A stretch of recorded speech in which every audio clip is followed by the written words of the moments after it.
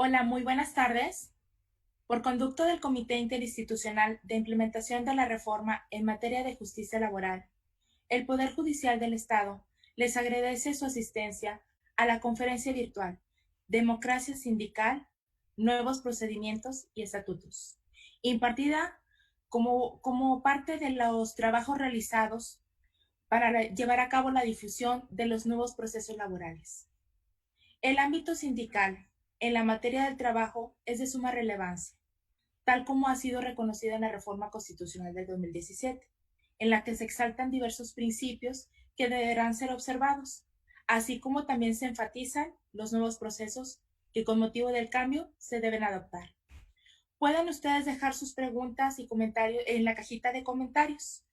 Antes de dar inicio a nuestra conferencia, me permito compartirles una breve reseña curricular de nuestro expositor, el maestro Esteban Martínez Mejía, quien es licenciado en Derecho por la Universidad Nacional Autónoma de México y maestro en Derecho Internacional por la London School of Economics and Political Science. Cuenta con una especialidad en Derecho Transnacional por el Center for Transnational Legal Studies de la Universidad de Georgetown. En el sector público ha sido titular de la Unidad de Asuntos Internacionales de la Secretaría del Trabajo y Previsión Social, coordinador de asesores del jefe delegacional de Azcapotzalco, asesor parlamentario en la Cámara de Diputados, el Senado de la República y la Asamblea Constituyente de la Ciudad de México. Actualmente se desempeña como titular de la Unidad de Enlace para la Reforma al Sistema de Justicia Laboral en la Secretaría del Trabajo y Previsión Social y funge además como secretario técnico del Consejo de Coordinación para la implementación de la reforma al sistema de justicia laboral. Agradecemos ampliamente su apertura y disposición para compartir con nosotros tan relevante información. Bienvenido, maestro. Muchísimas gracias, licenciada, y muchísimas gracias a todas y a todos en el Poder Judicial por esta invitación. Es un gusto estar aquí con ustedes reunidos y un saludo a todos. Pues usted diga, licenciada, comenzamos entonces con la presentación. Muy bien, pues comenzamos. Voy a compartir aquí la pantalla. Y bien. Pues nuevamente muchas gracias por el espacio. Es muy importante para nosotros desde la Secretaría de Trabajo tener estos espacios de intercambio, de acercamiento, de diálogo, de pláticas con todas las autoridades laborales, autoridades judiciales, todas las personas que están involucradas de manera directa o indirecta en este proceso de implementación de la reforma al sistema de justicia laboral. Como ustedes saben, es una de las reformas más importantes que ha tenido nuestro marco laboral, nuestro modelo laboral en los últimos 100 años, desde que el constituyente permanente tuvo a bien expedir el artículo 123 constitucional y establecer un modelo que, si bien ha tenido diversas reformas y modificaciones a lo largo del tiempo, en esencia se ha quedado enquistado y rezagado en el pasado, un modelo anacrónico, corporativista, marcado por el control y la simulación del poder político y el poder económico sobre los procesos de impartición de justicia, sobre los procedimientos de carácter administrativo, como el registro de sindicatos y el depósito de contratos colectivos. Todo esto, este viejo sistema, este viejo modelo, digamos, había estimulado aquí en el país una situación pues muy lamentable que pues con el paso del tiempo y ya de entrada en el siglo XXI comenzó a ser objeto de grandes críticas y cuestionamientos, no solamente pues en el ámbito nacional, ¿no? En el ámbito nacional estas críticas ya venían desde los 60s y 70s. Ustedes recordarán sin duda pues todos los movimientos sindicales de esa época, ¿no? Los ferrocarrileros, Demetrio Vallejo, Tom Salazar, todos estos personajes que abogaban por una transformación en el mundo del trabajo, por mayor libertad a los sindicatos, por mayor democracia y sobre todo una exigencia fundamental. Déjenos ser libres y respeten la autonomía, respeten los procesos de los sindicatos, porque en la medida en que los sindicatos puedan autodeterminarse, elegir a sus dirigentes y marcar su propio destino, pues en esta medida los sindicatos cumplirán la función para la que fueron originalmente vislumbrados y creados, para tener una posición firme y representar a los trabajadores frente al patrón en una negociación colectiva. En México, pues eso no sucedía y por mucho tiempo, pues este modelo vició muchísimas cosas, los salarios de los trabajadores, las prestaciones laborales, las condiciones de trabajo. eh, y bueno, ya entrando al nuevo siglo, como comentaba, pues el Estado mexicano comienza a ser objeto de diversos cuestionamientos ya en un marco más de concierto global, ¿no? En donde las relaciones comerciales van adquiriendo mayor relevancia y trascendencia, se empiezan a celebrar tratados comerciales como el Telecán, y desde entonces Estados Unidos y Canadá criticaron el modelo laboral mexicano e intentaron establecer reglas en materia laboral dentro del propio Tratado de Libre Comercio. Esto no prosperó, finalmente se elaboró un acuerdo paralelo en donde se estableció un mecanismo de quejas o de reclamaciones sin ningún diente, sin ningún colmillo, ¿no? Más adelante, ustedes seguramente recordarán, México comienza a explorar la posibilidad de integrarse a este gran acuerdo transpacífico, el TPP, ¿no? Que incluía varios países importantes de la cuenca del Pacífico, México, Estados Unidos, por supuesto, Chile, Perú, eh, Indonesia, por supuesto, otros países de Asia. Y a raíz de este acuerdo, comienza a haber una fuerte exigencia hacia México para cambiar radicalmente su modelo laboral, pues esta simulación, este control, este corporativismo, todo este modelo anacrónico que tenía México, pues perjudicaba de manera directa al comercio, ¿no? Simulaba también toda la relación comercial que tenía México con otros países, ¿no? La contención de salarios, la contención de la actividad y la organización sindical, pues todo eso obviamente hacía México en un país, convertía a México en un país, digamos, competitivo, pero artificialmente frente a otros socios comerciales, ¿no? O sea, México teniendo salarios muy bajos, pues atraía a las empresas y a la industria a México, pero obviamente con serias consecuencias para los propios trabajadores de nuestro país. Entonces, este dumping laboral, por llamarlo de algún modo, fue la principal razón por la que todos nuestros socios comerciales comenzaron a plantear exigencias a México para modificar su marco laboral y modernizarlo en aspectos muy centrales, ¿no? Primero, en transformar su modelo de impartición de justicia, la eliminación de las juntas de conciliación y arbitraje, órganos dependientes del Poder Judicial y con una composición tripartita. Pues la exigencia era que el Poder Judicial, como en el resto de las materias, se hiciera cargo de la materia laboral. Eh, Mismo caso con el tema de los registros, ¿no? Las juntas llevan los registros y el gobernador en turno o el gobierno en turno decidía a contentillo si le otorgaba la toma de nota a un sindicato, si se la negaba a otra, utilizando todas estas cuestiones como premio o como castigo. Bueno, también la lógica de nuestros socios comerciales es, bueno, garantiza que a través de un organismo autónomo se centralicen todos los registros sindicales y de contratos colectivos para así evitar la influencia política en estos trámites que son esencialmente administrativos. Y finalmente, el pilar fundamental y que nos convoca a la reunión de hoy es el establecimiento de nuevos mecanismos en los sindicatos para favorecer y estimular la negociación colectiva, que es el corazón de las relaciones laborales.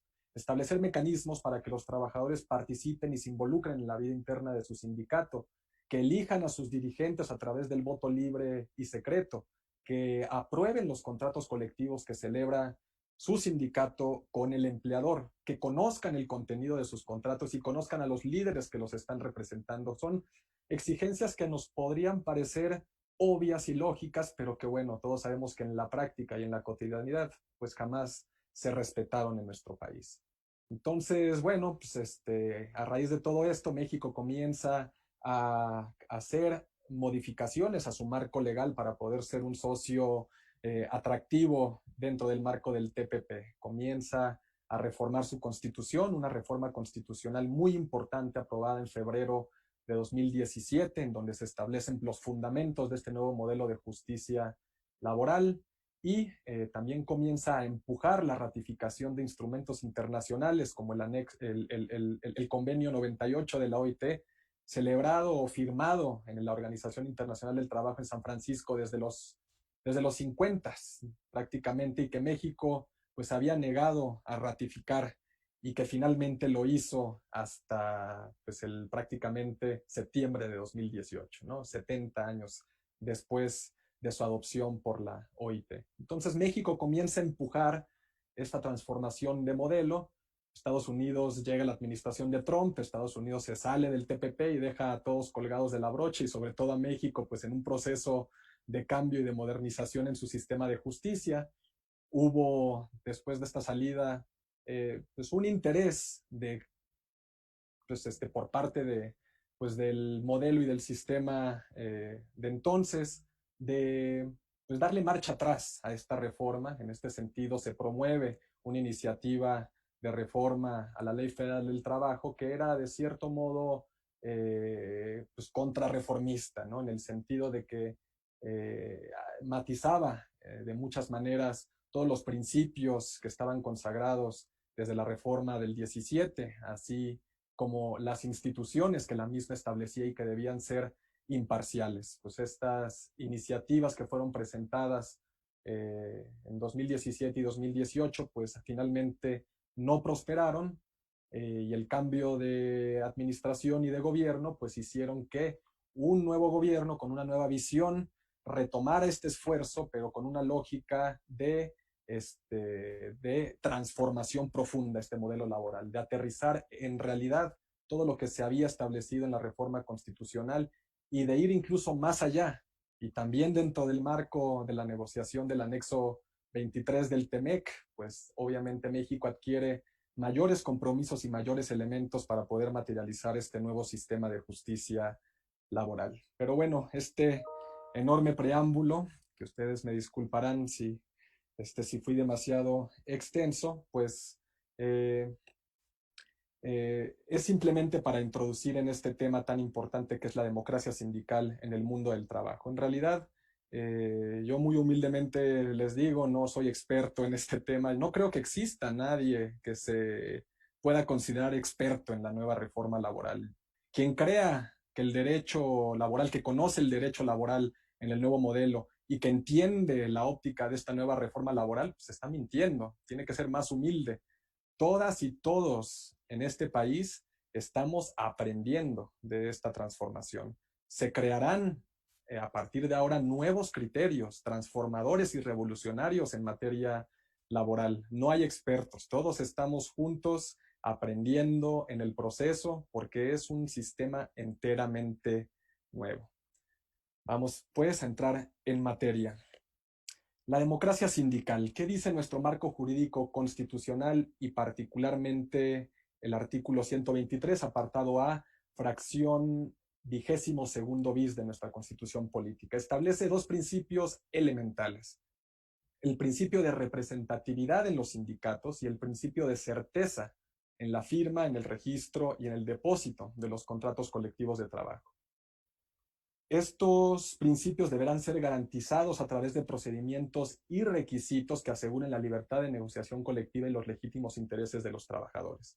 Asimismo, establece que para la resolución de conflictos entre sindicatos, la solicitud de celebración de un contrato colectivo y la elección de los dirigentes de los sindicatos, pues los trabajadores deberán ser consultados y emitir un voto personal, libre y secreto, ¿no? Este es un principio constitucional de enorme relevancia, pues establece los cimientos de lo que es nuestro nuevo modelo laboral y en particular los nuevos mecanismos e instrumentos de democracia sindical para garantizar sindicatos representativos y garantizar también que los contratos colectivos tengan certeza, es decir, que hayan sido consultados por los trabajadores y que expresen realmente la voluntad de los dueños de un sindicato, que no son los líderes, son los propios trabajadores. Ya la reforma del 1 de mayo, el decreto que reforma la Ley Federal del Trabajo y otros ordenamientos, publicado el 1 de mayo de 2019, pues establece ya puntualmente diversas principios o desdobla los principios establecidos en la Constitución y establece ya los mecanismos y procedimientos para garantizar estos principios. Establece el artículo 386 bis de la Ley Federal del Trabajo que el apoyo de los trabajadores mediante voto personal libre y secreto constituye la mayor garantía para la protección de la libertad de negociación colectiva y sus legítimos intereses. La libertad de negociación colectiva como un derecho humano en materia colectiva, un derecho fundamental tutelado por tratados internacionales y que la Ley Federal del Trabajo le da un lugar predominante y fundamental. La demostración de dicho apoyo es de orden público e interés social,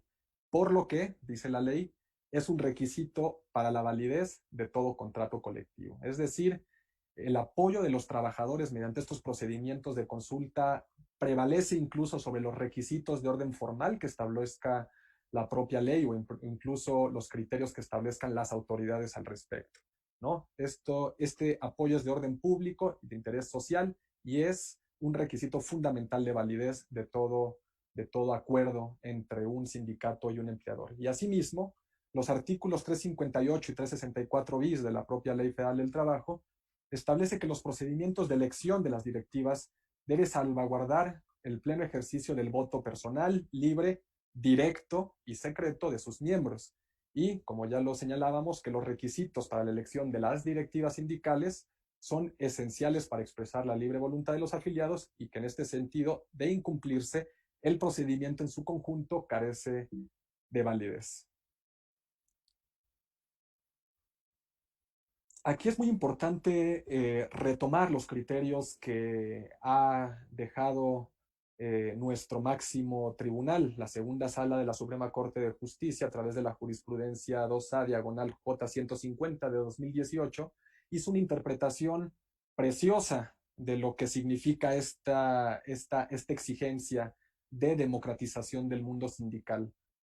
Dice la Suprema Corte que de la interpretación sistemática de los artículos constitucionales, el tercero, el noveno, el 41 y el 123, se desprende la intención del constituyente de establecer un sistema de vida democrático que trascienda a todos los ámbitos, a todos los órdenes de nuestra vida social, nuestra vida educativa, nuestra vida política e incluso nuestra vida laboral. Y así lo marca la Suprema Corte, incluyendo a los sindicatos. Recogiendo todos los principios reconocidos en instrumentos internacionales, esta segunda sala definió que la libertad sindical es una garantía social que está íntimamente ligada a otros derechos fundamentales, las libertades de expresión y de asociación fundamentalmente. Y esto supone que cada persona pueda determinar sin coacción o sin presión la organización sindical que mejor lo represente o que mejor considere, y también establece que un principio universalmente aceptado en todo Estado democrático de derecho estriba en el voto libre y secreto. Y finalmente, ya específicamente porque este caso versaba sobre la prueba de recuento, la segunda sala señala que esta prueba, el recuento, que es básicamente una consulta entre dos sindicatos en disputa, la prueba de recuento debe realizarse a través del voto secreto, pues con ello se asegura la libertad de quienes ejercen este derecho y concluye la Corte que al ser el voto la expresión más concreta y esencial de una sociedad democrática, ya que representa el ejercicio soberano del trabajador para expresar su opinión, la característica de secrecía garantiza su preferencia y su confidencialidad a la hora de expresar o de manifestar su voluntad. Es decir, nuestro más alto tribunal desde 2018 ha retomado estos principios, permear los principios de secrecía y de libertad del voto de los trabajadores en los procedimientos de consulta para expresar cuál es la voluntad del sindicato y que este mecanismo o estos sistemas pues tienen que permear en toda la vida orgánica de las organizaciones sindicales como de todo lo demás, los partidos políticos, etc. Ahora, es interesante hacer una pausa y abordar qué ha dicho la OIT sobre la democracia sindical. No existe un convenio específico que hable de democracia sindical dentro de la OIT o en un instrumento internacional. Podemos hacer interpretaciones extensivas a partir de diversos tratados e instrumentos, pero lo cierto es que pues, no existe un convenio que aterrice este principio de democracia sindical. Sin embargo, está íntimamente ligado a el principio de libertad sindical que sí está ampliamente desarrollado en el convenio 87 y en el convenio 98. Y esto es bueno hacer esta pausa porque, como ustedes saben, varias organizaciones sindicales, después de la publicación del decreto del 1 de mayo de la reforma laboral, pues interpusieron un número alto de amparos, ¿no? Y ellos en particular se iban en contra de los mecanismos de democracia sindical para la elección de dirigentes, para la aprobación de contratos, y decían que esto era una evidente injerencia o una intervención por parte del Estado en la vida interna de las organizaciones. Los sindicatos dicen, pues si yo quiero autodeterminarme, yo tengo esta prerrogativa o este derecho de decidir cuáles son los mecanismos que mejor convienen a mi organización y a mi realidad para elegir a mis dirigentes y votar mis contratos, pues, ¿por qué se mete el Estado en este tema, no? Es violatorio a la autonomía sindical, argumentaban los quejosos. Buena parte de estos amparos, por cierto, pues ya fueron desechados. ¿Y por qué? Porque la OIT ha sido clara a través del Comité de Libertad Sindical que no existe una contraposición o una oposición entre la democracia sindical por vía legislativa y la autonomía de los sindicatos. Y que es más, incluso se complementan, ¿no? Así lo ha resuelto. El comité ha considerado que el sistema democrático es fundamental para el ejercicio de derechos sindicales. E incluso explícitamente dice que no existe violación alguna a los principios de libertad sindical cuando la legislación contiene reglas que promuevan los principios democráticos en los sindicatos.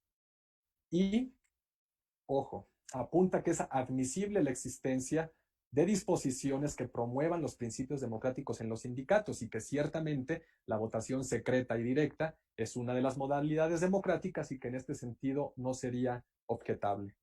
Finalmente, en otro caso del propio Comité de Libertad Sindical sobre la resolución o las controversias de la interpretación de convenios 87 para otros países, señala que la imposición por vía legislativa, como fue el caso de México, del voto directo, secreto y universal para elegir dirigentes sindicales, no plantea ningún problema de conformidad con los principios de libertad sindical. Es decir, la OIT, a través del Comité de Libertad Sindical, ha recibido quejas y casos por parte de organizaciones de trabajadores y de patrones sobre supuestos incumplimientos a los convenios 87 particularmente y el 98, porque varios países han establecido por vía legislativa estos principios democráticos para la organización sindical. Y pues ha determinado que son complementarios en el sentido de que un sindicato que tiene representatividad, un líder sindical que tiene el respaldo de sus trabajadores, es un líder empoderado frente al patrón en una negociación colectiva, un líder que va a defender mejor los intereses de las y los trabajadores y que la democracia en la vida interna del sindicato pues empodera a los trabajadores para poder definir las reglas y la organización de su propia organización, porque los sindicatos, no se nos olvide, son de los trabajadores. Ellos son los dueños de los sindicatos, no son los líderes. Entonces, en este sentido, trabajadores empoderados que tengan herramientas para directamente poder decidir si la organización está haciendo un buen trabajo, si está rindiendo cuentas, si administrar el patrimonio de X o de Y manera, incluso elegir al dirigente, pues sin duda fortalece a la organización en su conjunto y empodera al sindicalismo como tal, ¿no? Democracia sindical en el contexto del tratado entre México, Estados Unidos y Canadá, el TEMEC. Bueno, este es un tema polémico también. porque dicen, no, pues es que desde Estados Unidos vino esta imposición de la reforma laboral y esto es una imposición. Desde mi visión no tiene, pues, no tiene justificación este argumento, porque pues, la reforma laboral viene desde 2017 incluso más atrás, ¿no? Es una lucha histórica de las y los trabajadores mexicanos. Entonces tenemos que darle su debido crédito, pero nuevamente recordemos que pues, la exigencia de democratizar la vida sindical pues, viene de Estados Unidos, de Canadá, de varios otros países, de la OIT. Pues es evidente que nuestro modelo laboral desentona, ¿no? Con una lógica de un Estado democrático de derecho, ¿no? Y por ello, al momento de negociar el Tratado de Libre Comercio, este nuevo TEMEC, pues se establece o se negocia un anexo 23, dentro del cual México, de manera unilateral, es una situación muy atípica en un tratado internacional que una de las partes asuma compromisos unilaterales, pero sucede en el TEMEC, México de manera unilateral se compromete a diversas cosas, entre ellas el numeral 2, inciso C, disponer un sistema efectivo para verificar que las elecciones de los líderes sindicales sean llevadas a cabo a través del voto personal libre y secreto de los afiliados, de los miembros al sindicato. Esta obligación se aterriza en el decreto del 1 de mayo, en la Ley Federal del Trabajo, en los artículos 358, fracción segunda, 364 bis, 371, fracción novena y 371 bis. También el numeral 2, inciso F del TEMEC, establece que México debe adoptar legislación para que en las revisiones salariales y de condiciones laborales todos los contratos de trabajo incluyan el requisito de apoyo mayoritario por los trabajadores a través del voto personal libre, directo, bueno, directo no, ahorita ya vamos a ver por qué el directo, del voto personal libre y secreto de los trabajadores. Y asimismo establece que la legislación debe disponer que todos los contratos existentes deban revisarse al menos una vez durante los 4 años siguientes a la entrada en vigor del tratado. Este es el famoso procedimiento de legitimación de contratos colectivos que más tarde se aterriza en el 11º transitorio del decreto del 1 de mayo. Entonces, algunas consideraciones sobre este tema, ¿no? Y detenerme particularmente en esta consideración del voto directo, ¿no? El voto directo, ¿de dónde sale? Porque ustedes van a leer la Constitución, van a leer el TEMEC, van a leer todo y van a decir, bueno, pues ahí se establece voto personal libre y secreto. ¿Por qué se le mete el directo? ¿O eso, el directo no es lo mismo que personal? Bueno, digamos que el directo es una fórmula que se ingenia el legislador mexicano para adecuar este principio democrático a la realidad mexicana, ¿no? No es lo mismo un voto personal que un voto directo en México, aunque en otros países sí lo sea. ¿De dónde vino este voto directo? Bueno, del hecho de que muchos representantes sindicales decían, bueno, yo aquí, mi sindicato, la elección de las dirigencias es a través de delegados, ¿no? O sea, los trabajadores eligen personalmente al delegado y el delegado personalmente elige al líder, ¿no? Entonces, realmente los delegados eran impuestos por los líderes y pues los delegados obviamente votaban por el líder, que se reelige el líder, que se reelige el líder. Los trabajadores no participaban en este proceso. Y de ahí viene que se inserte el término o la palabra directo, para que quede muy claro que el voto tiene que ser ejercido directamente por los trabajadores y no a través de terceras personas o delegados. E incluso esto se recoge de manera muy interesante en el artículo 390 ter, en el último párrafo de la Ley Federal del Trabajo, en donde se establece claramente que el voto personal, libre y secreto se ejercerá de forma individual y directa. ¿No? Pues esto inmediatamente fue motivo de impugnación dentro de los tantos amparos que se presentaron en su momento, porque decían que era violatorio del principio de autonomía. Ya vimos que la OIT dice, no, no lo es. De hecho, es el pilar de un sistema democrático y es el mejor elemento para que un sindicato se fortalezca, ¿no? Y otra consideración interesante en los contextos que estamos viviendo, pues estamos aquí comunicándonos por estas vías tecnológicas. El voto personal, libre, secreto y directo se contrapone con el voto por correspondencia, el voto electrónico, ¿no? Las nuevas tecnologías. Pues la OIT dice no, no, de ninguna manera se contrapone. De hecho, el voto por correspondencia o el voto electrónico está reconocido en varios países del mundo. ¿Qué sucede en el caso mexicano? Bueno, yo creo que es de esas cosas que sí le podemos reprochar a nuestro legislador, que no se adelantó a estos tiempos, ¿no? Todavía en la visión anacrónica, desarrolla los procedimientos de democracia sindical de una manera casi barroca, ¿no? Sobreregula algunos de los procedimientos democráticos al punto de que establece cómo tienen que estar las boletas dobladas, selladas atrás, firmadas por tal y cual, dobladas, sobreregula todo este procedimiento, lo cual pues deja fuera cualquier posibilidad de que se realicen votaciones por vías electrónicas, cosa que ya sucede, insisto, en muchos países del mundo, ¿no? Entonces es muy importante, considero, pues que el Congreso de la Unión en algún momento pues aprenda de toda esta emergencia sanitaria que nos ha tocado vivir, ¿no? Y que considere y revalore seriamente pues que las nuevas tecnologías ya no son un accesorio, ya son una necesidad de nuestra realidad.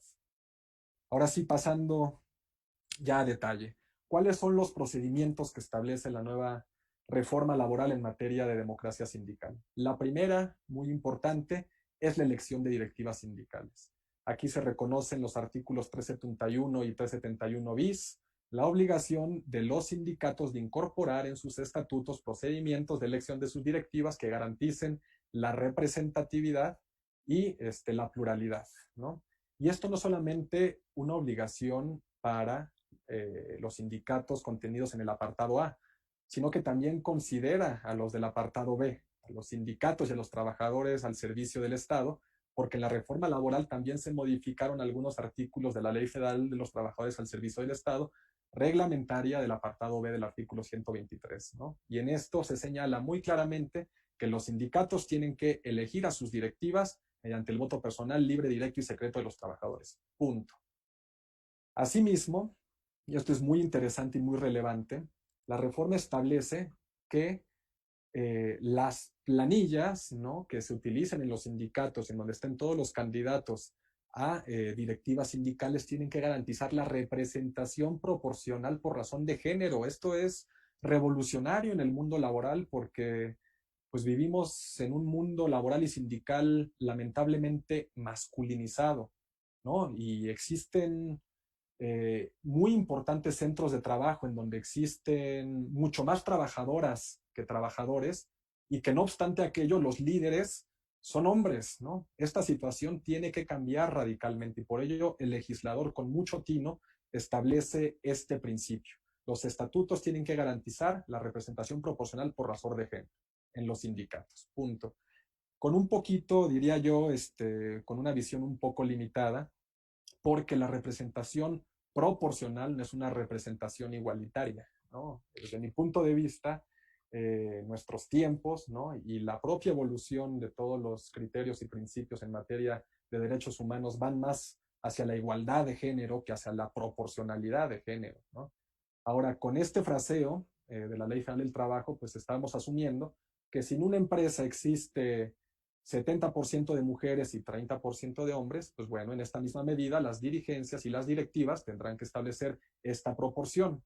Pero no se fue el legislador al detalle, porque lo que sucede en muchos casos es, lamentablemente, pues que le dan a las compañeras, mujeres sindicalistas, muchas veces las carteras o las comisiones del sindicato pues más irrelevantes. Esto no puede suceder y por ello es muy importante que en algún caso que se pudiera presentar ante los tribunales relativos a este principio de representación proporcional, se pudiera extender más allá de la proporcionalidad, trasladarla a la igualdad e incluso aterrizar con mayor tino eh, todos, estos, todos estos principios, gracias, todos estos principios, ¿no? Asimismo, se establece que el sindicato, a través de su directiva o del 30% de sus afiliados, puede solicitar la verificación del proceso por una autoridad laboral. Es decir, la elección de las directivas es un procedimiento estrictamente interno de los sindicatos. La autoridad, en principio, no puede meterse. Sin embargo, sí puede hacerlo, puede verificar este proceso cuando se lo solicite la directiva del sindicato. Cuando lo solicite, ojo, muy interesante, el 30% de los afiliados, esta es una segunda condición que reconoce el hecho de que muchas veces los trabajadores no están conformes con sus dirigencias. que existen minorías en los sindicatos y esto pues le da la posibilidad a los propios trabajadores sin autorización de sus directivas de que le pidan a la autoridad que verifique un proceso.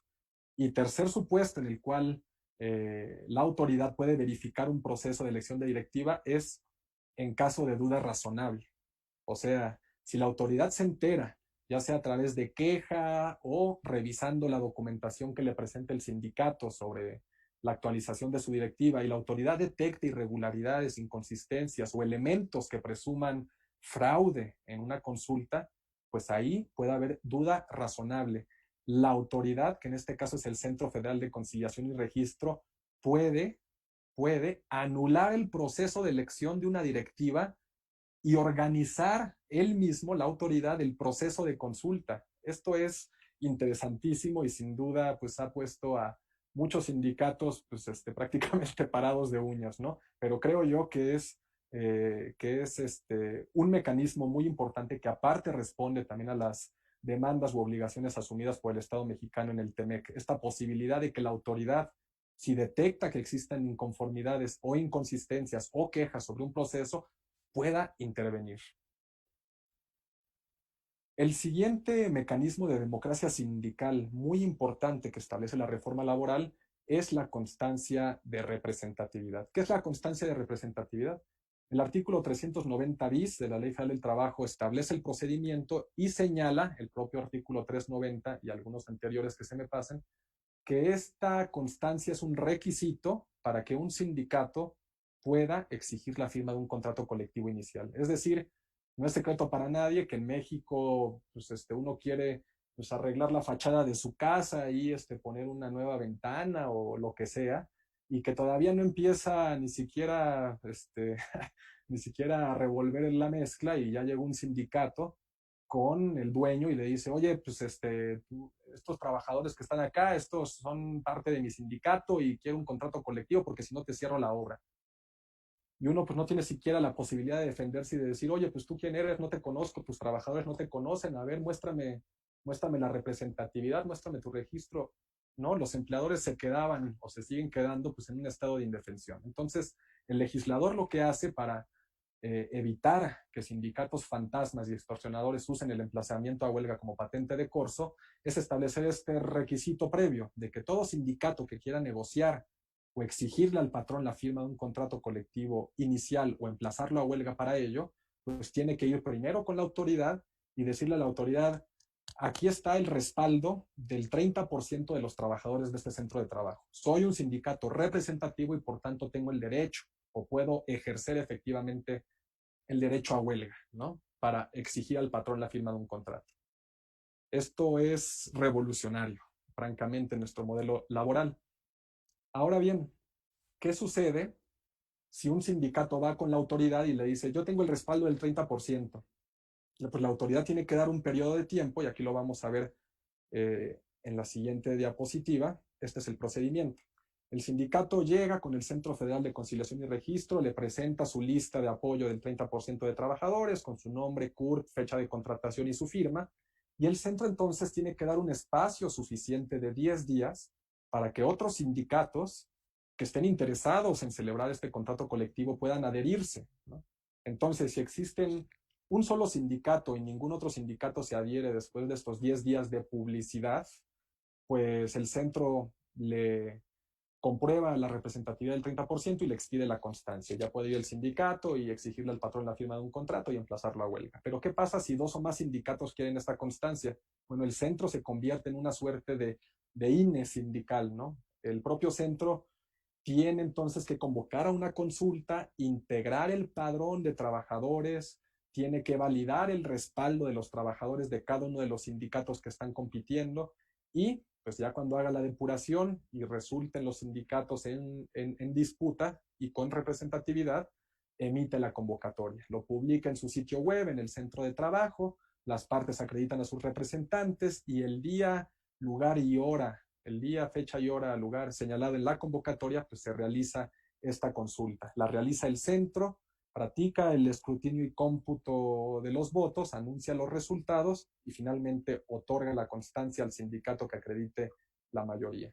Este procedimiento va a ser en la práctica pues, muy complicado para el Centro Federal de Conciliación y Registro Laboral porque establece plazos muy cortos para poder integrar un padrón confiable, que como ustedes saben, pues no es poca cosa, ¿no? Hay que pedirle los datos eh, al IMSS, al SAT, al Infonavit y a otras instituciones y autoridades públicas para poder tener la certeza de que estos trabajadores son en efecto trabajadores de este centro de trabajo.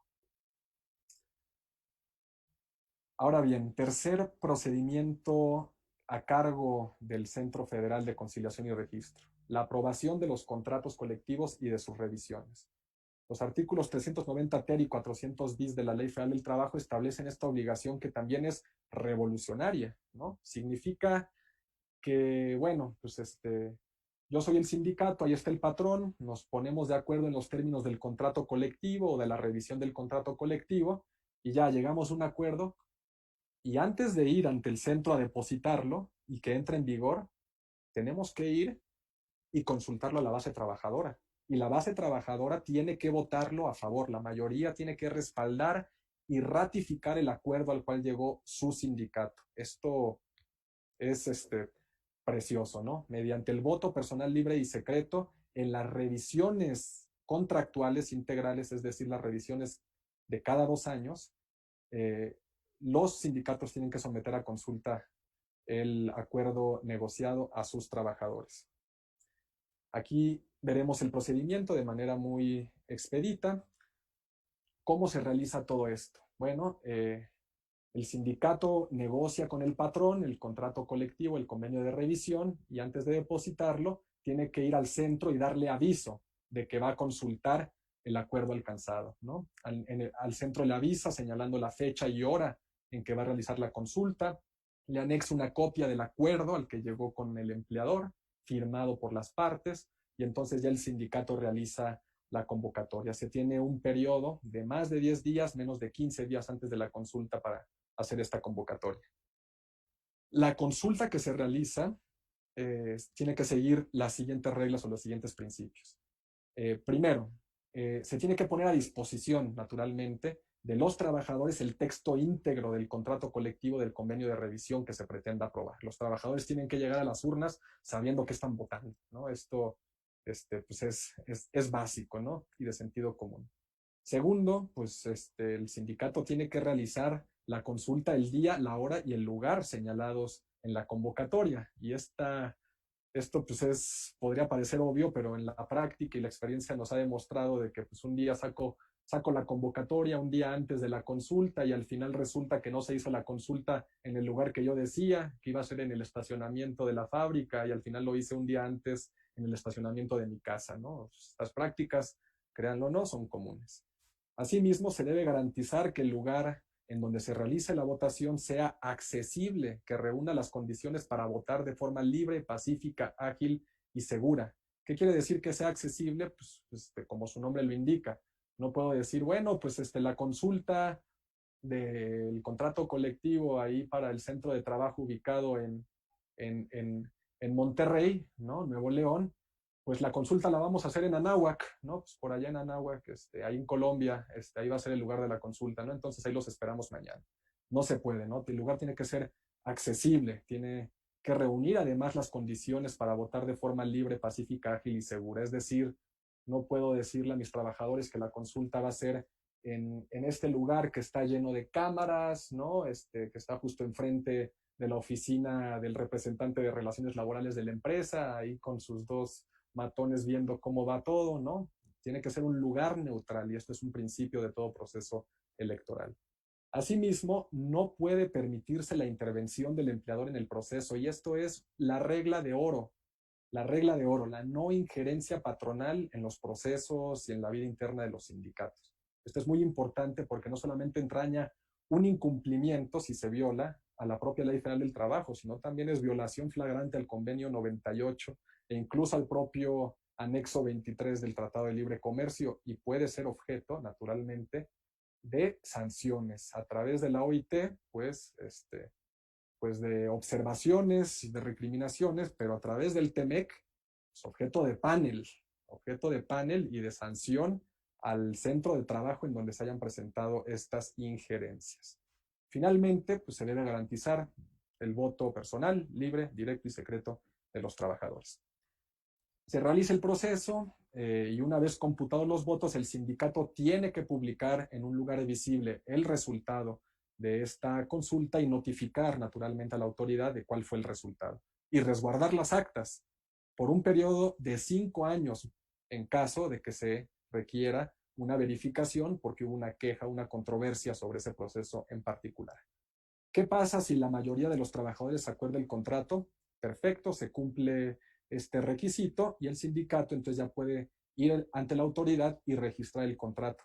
Pero ¿qué pasa si el sindicato no aprueba estos términos del contrato? Bueno, pues hay dos opciones.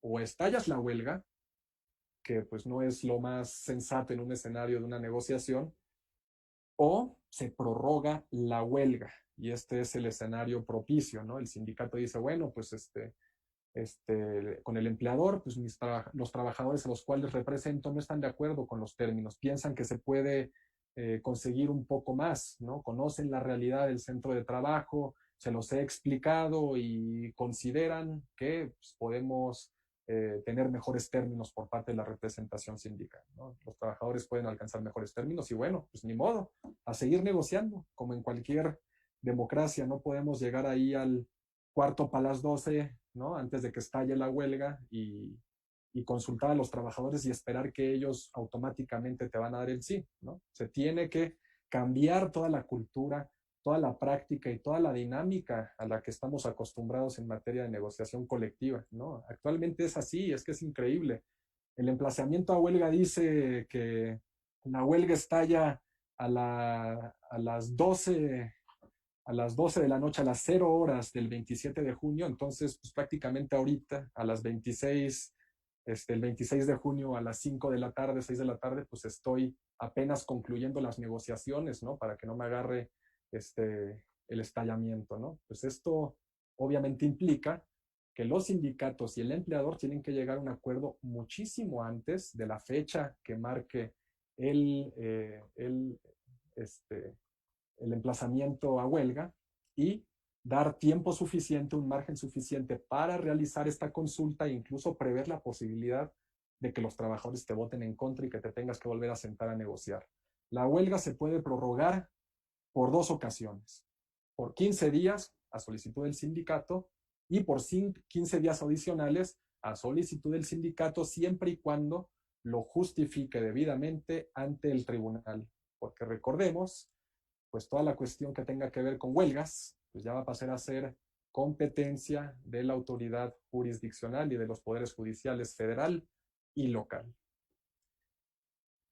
Y finalmente, ya la compañera, la licenciada Pamela González, ya en alguna sesión anterior desarrolló los pasos del procedimiento de legitimación de contratos colectivos, por tanto no me voy a detener mucho en ello, simplemente recordar que este es, pues, una respuesta no solamente al propio anexo 23 del TEMEC, que si bien, y aquí haciendo un paréntesis, el TEMEC establece que los contratos colectivos deben revisarse al menos una vez durante los próximos 4 años. O sea, una revisión. No habla de una legitimación. Aquí es algo que el propio legislador, pues, se ideó, lo llevó mucho más lejos, ¿no? Y estableció este procedimiento especial de legitimación distinto al de revisión. Y pues este procedimiento de legitimación tiene la finalidad de eliminar los contratos de protección. Ustedes saben que existen en México cerca de 560,000 contratos colectivos de trabajo depositados ante las juntas y realmente de estos 560,000, ¿cuántos se revisan regularmente? ¿Cuántos son reales? ¿No? ¿Cuántos pasan por un proceso de negociación colectiva auténtica? Bueno, estudios indican que ni siquiera el 20% de este total. Entonces, estamos hablando de que solamente entre 80 y 120,000 contratos colectivos son reales, ¿no? ¿Y qué va a pasar con todos los demás? Bueno, este procedimiento es para ellos, ¿no? Este procedimiento garantiza que si después de 4 años, a partir de la fecha en que entró en vigor la reforma laboral, el sindicato no revisa su contrato a través del voto personal libre, directo y secreto de los trabajadores, pues después de estos 4 años contrato que no se legitimó o que fue votado en contra, contrato que se da por terminado. Los trabajadores conservan todos los derechos y prestaciones y pues pueden el mismo sindicato u otro sindicato negociar nuevos términos. Y bueno, yo creo que es buen momento para ir concluyendo. Agradecer nuevamente el espacio y la paciencia y estoy por supuesto a la orden para cualquier comentario o duda que pudieran tener sobre esta exposición. Muchísimas gracias.